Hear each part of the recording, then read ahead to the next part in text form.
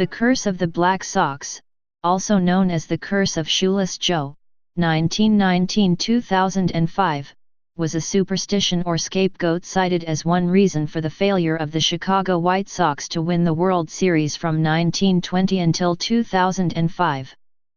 As with other supposed baseball curses, such as the crosstown Chicago Cubs Curse of the Billy Goat, or the Boston Red Sox Curse of the Bambino, these curses have been publicized by the popular media over the course of time.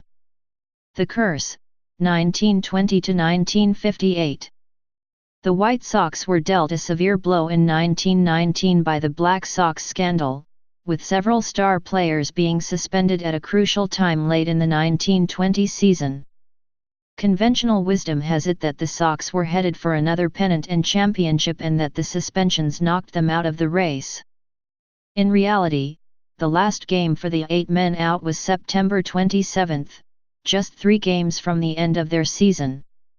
At that point the Sox had won 3 in a row and were sitting at 95-56 with 3 games to play. The Cleveland Indians were also in a hot streak, at 94-54 with 6 games to play, and halfway through a 4-game sweep of the St. Louis Browns. The Indians were just a few percentage points ahead of the White Sox. The Indians would close the season with 4 wins and 2 losses, and finish with a 98-56 record. The Sox would lose 2 of their final 3 to finish 96-58. If the Sox had swept their final series against the Browns and the Indians' record stayed the same, the American League would have had its first pennant playoff. Even discounting any morale boost the Indians might have received from the news of the Sox players' suspensions, the Sox return to the World Series was by no means ensured, even if there had been no suspensions. If they had finished tied, it would be noted that the Indians had won 12 of the club's 22 meetings, but the Sox had taken 2 of 3 in their most recent series. In any case, the Sox finished in second place, 2 games behind the Indians, who went on to win, and make some history, in the 1920 World Series.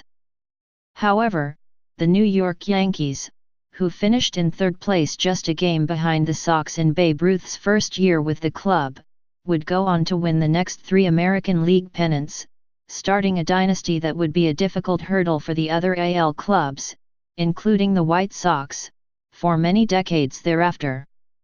With the players' suspensions becoming permanent, the Sox fell to 7th place in 1921. It would be the mid-1930s before the team returned to the upper half of the league, and the early 1950s before they became regular contenders again. The Curse, 1959-2005. When the White Sox finally won their next pennant, in 1959, Jack Brickhouse called the final out of the pennant-clinching game. A 40-year wait has now ended. At that time, 4 decades was the longest stretch any major league team had gone without a World Series appearance. The crosstown Cubs had only gone 14 years after winning their last pennant. In that sense, the Black Sox Curse, or the apparent pall cast over the franchise for some decades in the wake of the scandal, had also finally ended. Despite the team's pennant victory, however, they lost the 1959 World Series to the Los Angeles Dodgers in 6 games. The White Sox remained competitive for the next several years, but were not quite good enough to win. After a slump, they became contenders again starting in the late 1970s, and qualified for postseason play by winning the American League West Division title in 1983 and 1993 and the American League Central Division title in 2000. The Curse discussion was revived by the national media during the 2005 postseason, when the Sox won their first league championship since 1959, an even longer wait than before, 46 years. During the ensuing 2005 World Series, the White Sox swept the Houston Astros for their first World Series championship in 88 years, 87 if the cancelled 1994 World Series is excluded. Some of this discussion found its way to the official World Series film DVD. For example, White Sox center fielder Aaron Rowand, in an interview for the DVD, compared the 2004 Red Sox with the 2005 White Sox.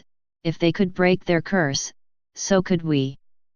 In one of those ways that patterns appear to emerge in sporting events, the White Sox World Series win in 2005, along with the Boston Red Sox win in 2004, symmetrically bookend the two teams' previous World Series winners and the long gaps between, with the Red Sox and White Sox last series wins having come in 1918 and 1917, respectively.